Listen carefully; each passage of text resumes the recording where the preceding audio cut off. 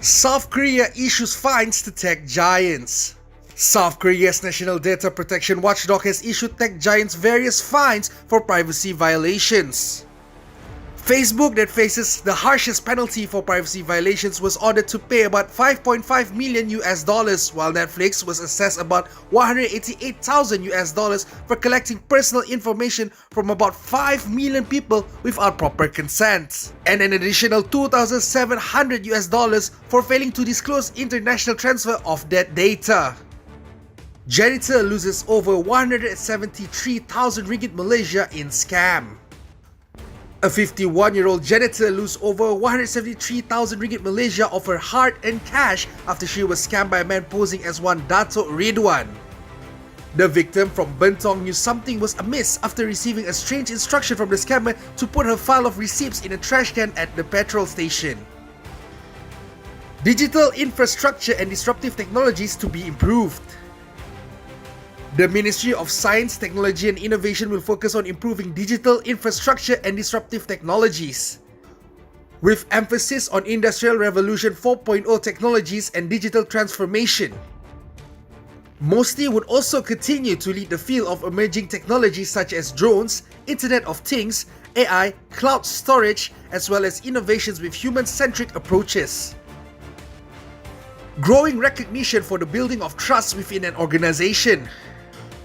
The PwC's 2021 Digital Trust Insight Survey shows that 70% of companies have had to adjust and consider their cybersecurity strategy and privacy policy in every business decision in adapting to the changes contributed by the pandemic. True technology has been an enabler for remote working, its increased usage has also given rise to cybersecurity and privacy concerns. Ireland sues WhatsApp for privacy issues. Ireland's Data Privacy Commissioner sued Facebook-owned WhatsApp a total of 225 million euros for the company's privacy breaches. According to the European Union's lead data privacy regulator, the issues revolve around how the company had failed to give users transparency about how their data would be used. A businessman gambled away his fortune. A businessman gambled away his fortune of over 65,000 ringgit Malaysia after being scammed into paying the amount which supposedly gave him a winning lottery number that would have made him a millionaire.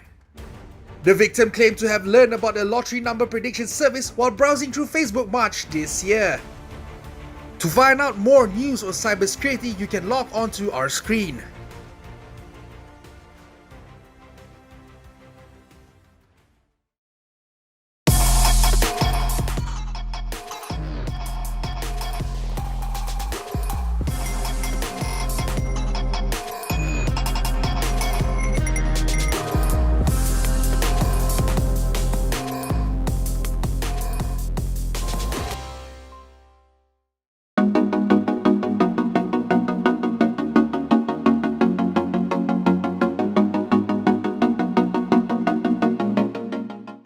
Welcome to ESPC Focus Interview Program.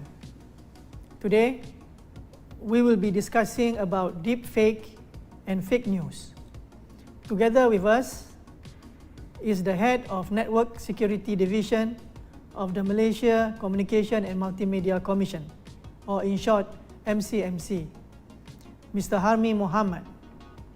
Mr. Harmi was also a former Director of Technology Security Division of the National Cybersecurity Agency, also known as NACSA.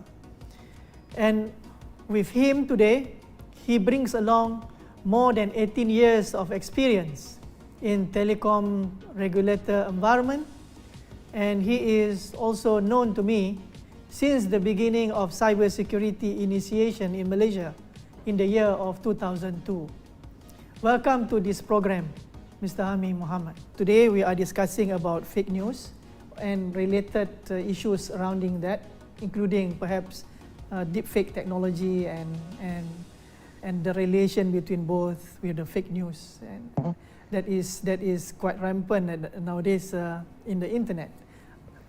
Okay, my first question is that to you is what are the provisions of laws with regard to fake news in Malaysia and perhaps internationally? Okay, I think from Malaysia's perspective, Dato', today fake news can be investigated under two laws. The first being the Penal Code, Section 505 of the Penal Code, and the second being Section 233 of the Communications and Multimedia Act. So those are the two laws that are currently being used to investigate cases relating to fake news. Dato', I think when COVID-19 first broke out, a lot of people are looking for information, right?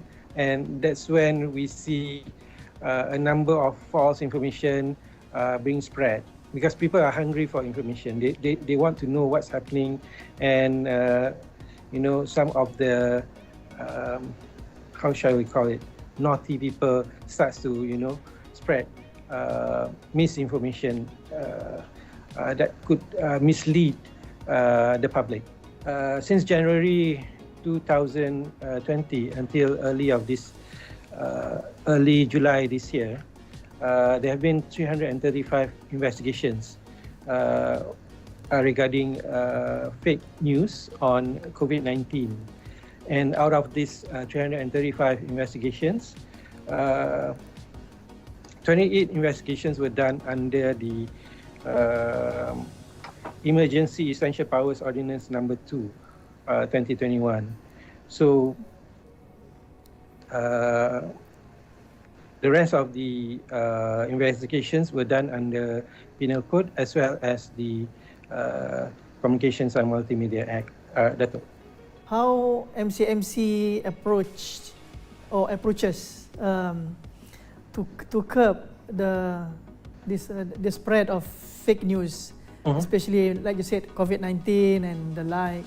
Okay, I think beside prosecution arms, but is there any thoughts from MCMC looking into these fake news issues? I think the stress is more on creating awareness and actually getting the public to start questioning some of the news that they are seeing, and to start checking for the information, Dato'. So as I mentioned also earlier, we've actually set up the fact-checking portal, which is sebenarnya.my, and through that portal, we also encourage the public to provide us or share with us some of the false news that they are seeing. We received quite a number actually, Dato', and from there what we do is we channel it back to the rapid response team, for the rapid response team to take over take over the checking of those false news with the relevant ministries and agencies. So again, Dato', sebenarnya.my portal plays an important role, because not only it provides the platform for the public to check for information, but it also provides the public the forum for them to also ask questions or verify some of the information that they are seeing within their own circles. Sebenarnya.my, I think for the English speaking audience, it means that the actual or the truth dot, I think. Yeah. I think if I can translate it in English, it means the truth, the whole truth.my. Yeah. So this reminds me of the content forum, which we have had long time before. So does this sebenarnya.my connected directly to the content forum philosophy? It applies the same self-regulation, where the public has to be empowered on how they can consume information atau. In the sense that today we are seeing, through the internet and various applications that are available to the public, the spread of information. Sometimes, there's too much information that's, being distributed over the internet. So the philosophy behind sebenarnya.my is for the public to be discerning when it comes to consuming information itu, to get them to start asking questions, because we see a number of times that when we see, for example, right, when we see information flowing through WhatsApp group, a lot of people starts to think that if it's on the internet, it must be true. So that's what we are trying to change through the portal, to get the mindset, to question information that is flowing through, and we are beginning to see that behavioral change, Dato. I mentioned there are 335 cases that are being investigated. However, that a lot of those are in the early days of COVID-19. But as we progress along this 1 year, we're seeing lesser cases of false information about COVID being spread.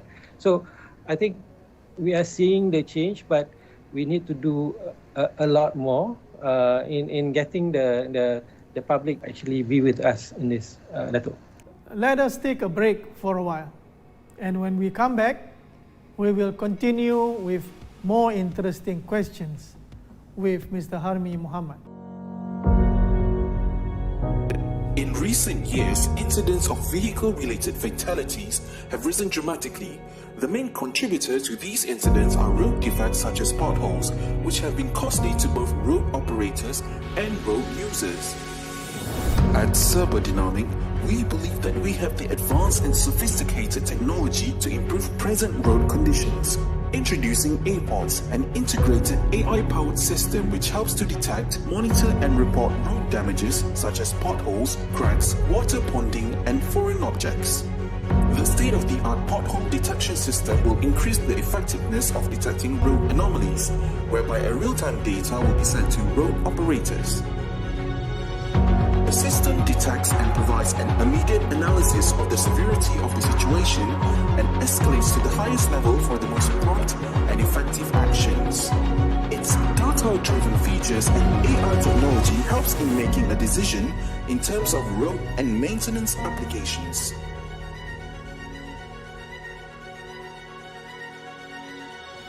Using a unified data management platform and visualization dashboard, it is able to monitor the severity of damages, maintenance progress, precise locations, and provide an in-depth analysis of the defects. Ep6 is an end-to-end solution developed to improve the road and maintenance applications. Ep6 is the technology you need to help to ensure a smoother and safer road usage. Ep6, your one-stop solution for road management system. How different can tak nak scam guys can also report to sebenarnya.my, or is there any difference between sebenarnya.my and tak nak scam? Actually, sebenarnya.my portal complements the effort done by the Tak Nak Scam initiative, Dato. Because we do not, we are not a complaints portal when it comes to scams. What we do is we share that information. A number of online scams actually appeals to the victims' with saying that there's some money inheritance about, that is coming your way, but you need to pay some advance fees for us to release those monies, right, Dato'? So sebenarnya .my will actually explain that, okay, don't fall for this. How do you sort of identify this is a scam? What are the MO? So we explain about that so that the next victim will then have that information. Oh, I've read that in sebenarnya .my, and if I need to do to report it or to check further, I can go to the next scam initiative. A combination of fake news and scam, and then with a deep fake technology as well, in my view, could be very deadly. So my question now is, can MCMC cope with this challenge? We've seen how information can be used as a weapon, right? We've seen this happening for example, in the recent U.S. Elections, for example, how information was weaponized to create a perception so that the public will believe, or the public will sway their attention from one to another. So that is also something that I think we need to be aware of in Malaysia, because that could well be done, when we get to the next election, for example, Dato'. In terms of MCMC's role in trying to curb this, actually, we are not alone. We are working with all relevant stakeholders, be it the enforcement agencies as well as the relevant ministries and agencies. So we are working at different fronts, Dato'. Like I said, on enforcement, we are working with the platform providers, we are working with the owners of truth, for example, and we are working closely with trying to create awareness among the public so that they actually be a discerning public when it comes to consuming information. Does telco has any role to play in this polemic, in this challenge? Telcos are helping us to carry that message to the public because they have their subscribers and they interact with their subscribers, and they have a better reach to their subscribers. So they work with us in disseminating information and creating that awareness with the public. And but there are still some complaints that I heard about. For example, like when somebody subscribes to new numbers and then somebody reach out to them, and then all these scammers will start coming in and offering their scam techniques to lure these victims. Mm-hmm. So how does the privacy protection within telco is well assured from your perspective? We stress that when it comes to the telco, we stress the importance of keeping private information private. However, at the same time, I think there's a lot of information available publicly. You can go to a site called Have I Been Pawned, for example, and check whether your information has been breached. Because we actually, as a consumer, we subscribe to a number of services. For example, we subscribe to Gmail, we subscribe to Twitter, we subscribe to a number of other services, online services, and there's been a number of data breaches over those companies, and those information are made available publicly online, whether for free or for a fee. So combined with those information and the ability for the scammers, for example, to call any numbers. For example, the scammers can actually call from 017 XXX 1, then they go to 2, then they go to 3, because I mean they only need to do that and try their luck. That's right. Out of 100 numbers, if they hit one, then for that day they are successful. There are instances where you got calls from the authorities, for example, from MACC or SPRM, and you start to doubt yourself, and that's when that scam will be successful, because they've started to hit your insecurity. The trust system. That's right. So you start questioning, hey, did I do something wrong? So the scammers will do, will approach a victim from different angles. For example, the other thing that is also not helping is the fact that some of us overshare information. For example, we state, we went to eat at this place, for example, or we went for a vacation in these areas.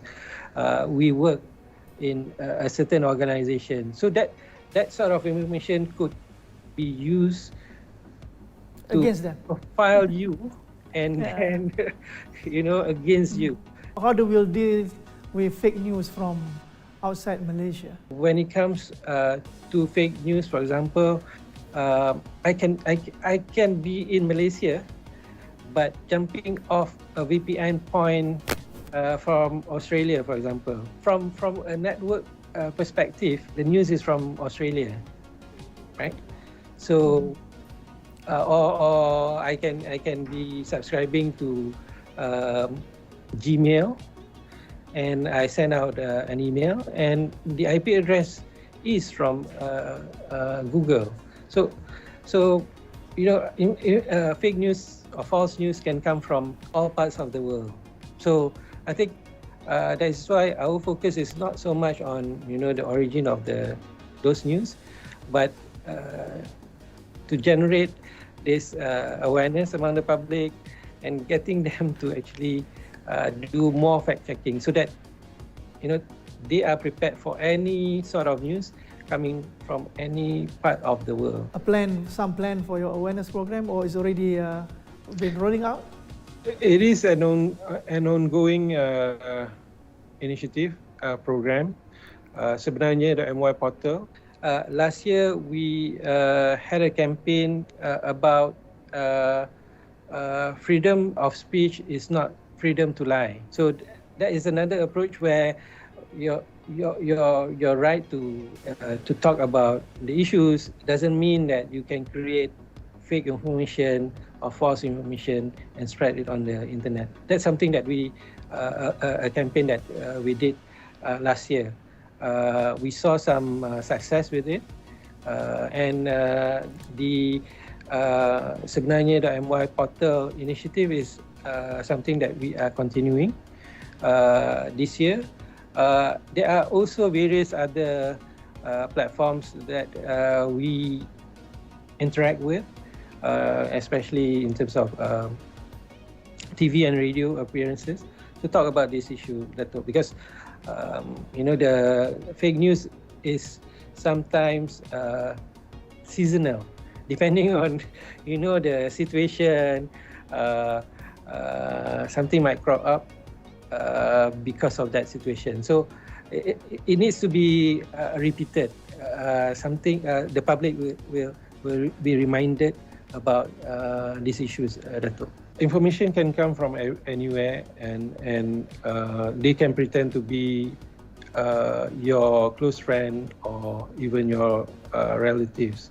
So what we need to do as an individual who's receiving or reading those information, we need to be able to start questioning those information.